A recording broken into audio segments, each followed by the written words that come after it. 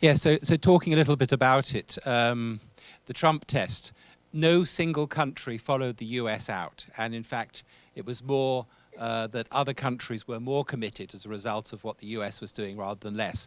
And that protest, if you ever want to do a protest, they had a rather good way of doing it. They had quite a few people in the audience of this session which the White House organized promoting fossil fuel. And they stood up and they sang "Proud to be an American" very loudly as a choir. And it went on for quite a long time, disrupting the meeting quite remarkably.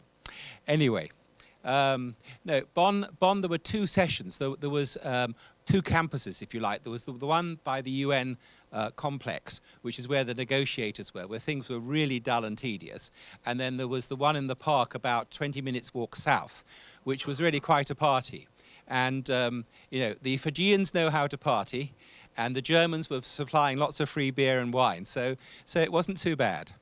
Anyway, Dr. Chai, who was there and is one of the leading members of the Chinese delegation involved in the negotiations, he was very keen to come here, and he apologizes for not being able to get the paperwork in place to make it, but he sent me his slides. The slides ended up on my inbox yesterday. 38 of them, so I've had to edit them down a little bit, but you do have from him somebody who's, you know, very heavily involved in the process and making it work. So he works for the, he's a director of the International Cooperation Department of the Science Committee, which is part of the National Development and Reform Committee up in Beijing, and he's a professor at Tsinghua University. He looks at the Paris Agreement and he says that, you know, it was fair, reasonable, comprehensive, balanced, ambitious, effective and legally binding. And as Andrea has already mentioned, it's had a really remarkably quick and comprehensive sign-up. In the sort of environment we had for the Kyoto Protocol, we only had relatively few countries in the world taking on commitments to control and to reduce their greenhouse gas emissions. When we moved to the Paris Agreement, much more of the world, basically the great majority of the world is covered. The countries who have ratified it account for 87% if you include the US, which has ratified it and cannot withdraw until 2020, about a few days before Trump's first term ends. If you leave out the US, it's just under 70%. But that was the key thing, that prior to Paris, we had a very divided world. We had the formerly rich countries taking on commitments and the rest of the world not doing so. Now, all the world realizes or agrees it's got to do something. In terms of what is the Paris Agreement, these slides will be put up on the website after the forum, and it's quite a good little summary. It says, okay, so we've got an objective, the purpose, to avoid dangerous climate change. And at the moment, the concept is that 2 degrees centigrade is the level at which it becomes dangerous. There are some people who will say it's actually less than that, which is why 1.5 is now being looked at. So to get there, we need mitigation. We need to reduce our greenhouse gas emissions. We need to work out how to adapt to the climate change that is going to happen, how to build in resilience. And for that, we need finance. We need money to do it. We need the right technology. We need CB, capacity building for the less developed countries, giving them the tools so that they can adapt and can mitigate. And in order for the whole thing to work, we need transparency. We need good reporting of information so that it's visible what each country is doing. And these other bits of the Paris Agreement, L&D, loss and damage. We have a lot of the small island states and the least developed countries saying, we are being hurt by the extreme weather events which are becoming more frequently because of climate change. We need to be compensated for this loss and damage. And this is one of the examples of where Paris has this constructive ambiguity, because it has a clause in there which says, yes, yes, we will talk about loss and damage. But then there's a separate little paragraph which says, no compensation will be paid. So how do you resolve that? 'Cause it's saying two different things. And part of the answer is, what I would understand it, and Alex Tracy is going to talk to us later, is on insurance, that we get mechanisms set up whereby people are helped to cope with the more extreme weather events. But I don't think you're going to see the more developed countries taking on a sort of blank check future commitment to pay for any future loss and damage. And we've also got the Saudis in there saying, hey, you know, if you move off fossil fuels, we're going to lose money. You should compensate us for the loss of the oil revenues.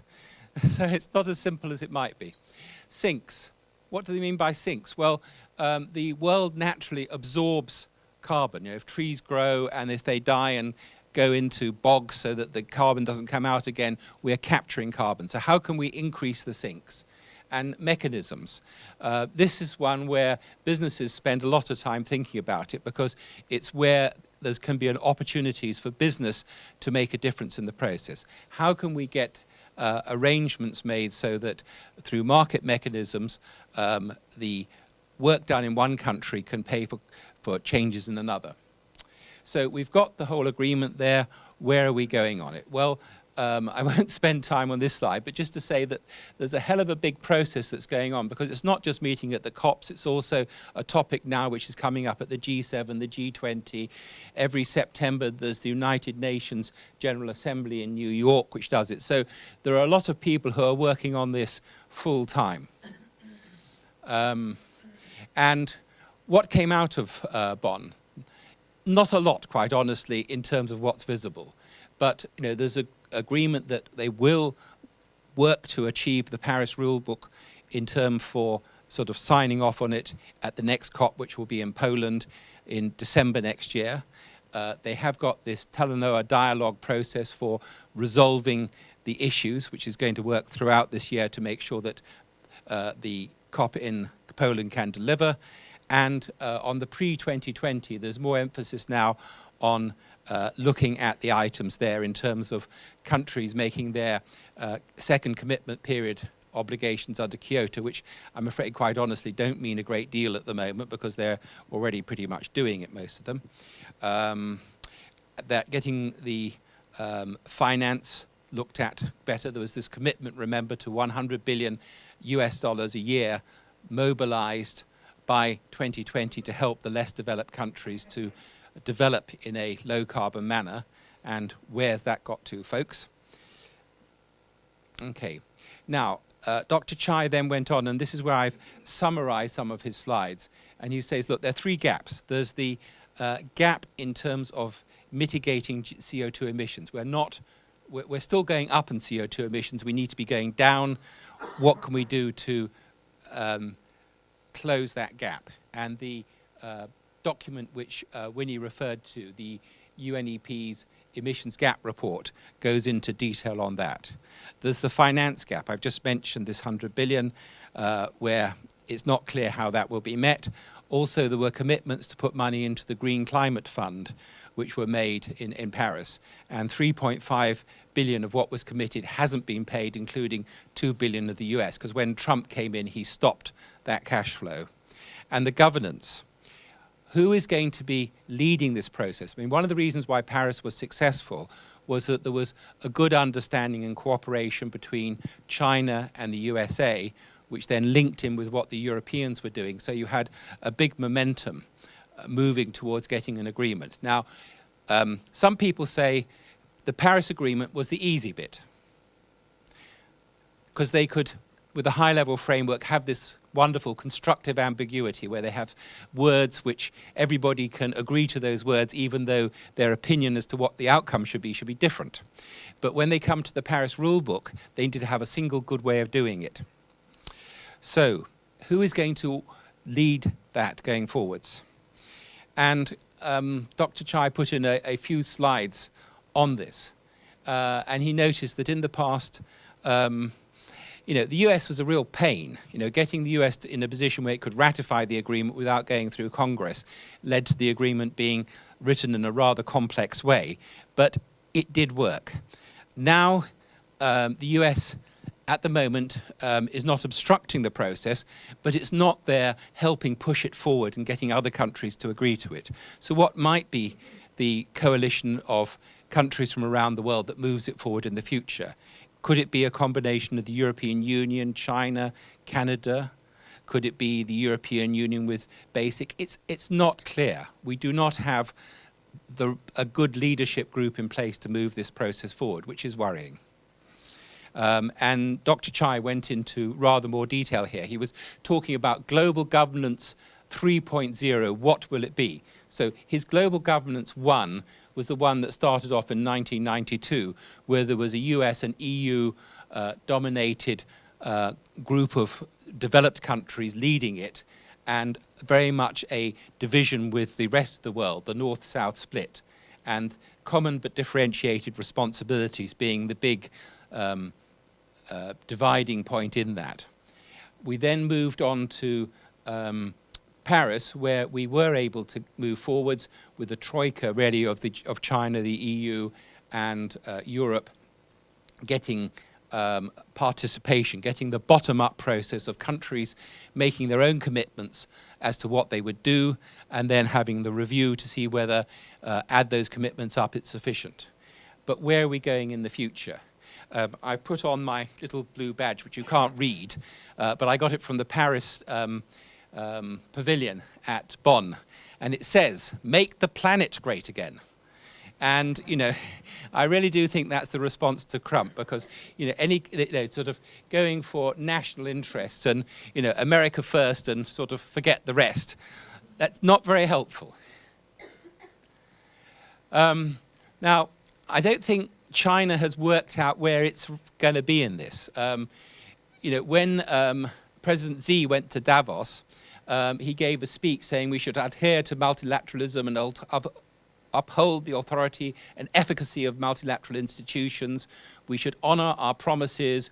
We should, and then the Paris Agreement is a hard-won achievement which is in keeping with the underlying global trend in global development, and all signatories should stick to it. But then the next month, what's his name? The foreign minister, Minister Wang Yi, came out and said, "I want to state very clearly here that China has no intention to lead anyone, nor does it intend to replace anyone." And he goes on into some detail on that. So what is China's position? Well, in October, we got a pretty clear statement, didn't we? You know, President Xi's long statement to the National Congress talked about, you know, we've made notable progress in achieving an ecological civilization, and talking about taking a driving seat in international cooperation to respond to climate change. And China has become an important participant, contributor, and torchbearer in the global endeavor for ecological civilization.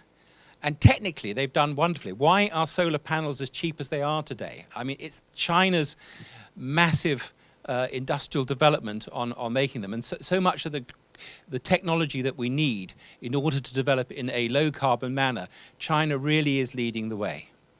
When it comes to the global governance, we will wait and see what these words mean.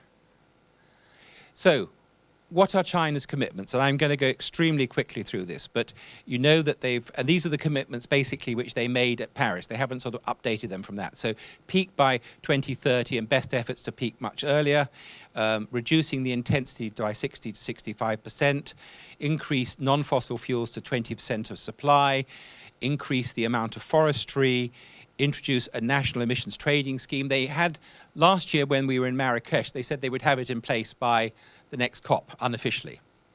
They haven't announced it yet, but they're still, I believe, expecting to get it launched by the end of this year. But exactly what the scope will be, we will wait to find out. A very substantial amount of money going into green investment, and a 20 billion, so it's a 3 billion US commitment to a China South-South Climate Cooperation Fund to support developing countries to combat climate change. And they note the co-benefits of reduced air pollution and of green jobs. They think they're going to generate 3 million green jobs a year, a total of 63 million by 2030. On the fuels, I mean, this is something. China is committing to build 14 new nuclear reactors per annum each year from now until 2030. A total of 1,100 solar farms per year, a total of 14,000 wind turbines. They really are ramping up this low carbon technology. So what are the takeaway policy implications? The Climate Change Governance 3.0 era without the US will show some new and complex features and will inevitably lead to a continuing widening of mitigation, finance and leadership gaps. The international community has high expectations of China's leadership in global climate governance, but swift alteration of global leadership overnight is unrealistic, while the lack of political momentum is likely to exist for years. We should communicate in a positive and constructive way, not the opposite. For example, as a big developing country, China worries about the economic impacts of ambitious climate policies, but decision makers are interested in new growth points, new employment and air pollution control. So we offer the numbers of potential investments, employments, co-benefits on air pollution and health. What really makes sense as we are answering their concerns and which facilitates decision making. So stress the co-benefits and people will go with you on doing what's right for greenhouse gas mitigation. So we're going to value domestic debate and consensus on climate policy and action, have a positive philosophy on both progress and gaps, learning by doing, and share the benefits via international cooperation, not just blaming. And that was what Dr. Chai sent me, a bit abbreviated. I now want to very briefly talk about the Hong Kong position, which came out in January this year. So I think just about everybody in the room knows this. I'm going to be extremely quick and say we've got their document, January 2017, which talks about a substantial mitigation or reduction in the carbon intensity of our economy. How are they going to achieve that? Mainly through what Jeannie's going to talk about, which is decarbonising electricity supply. A very substantial reduction in coal burn and increase in gas burn. And the other aspects in terms of low carbon transportation and getting low carbon consumption. And on the adaptation and resilience side, like China, they are very much stressing the co-benefits and saying, look, if we move in this way, we're going to make Hong Kong a better place. So that's my last slide on that, and I would now like to hand over to Jeannie. Thank you.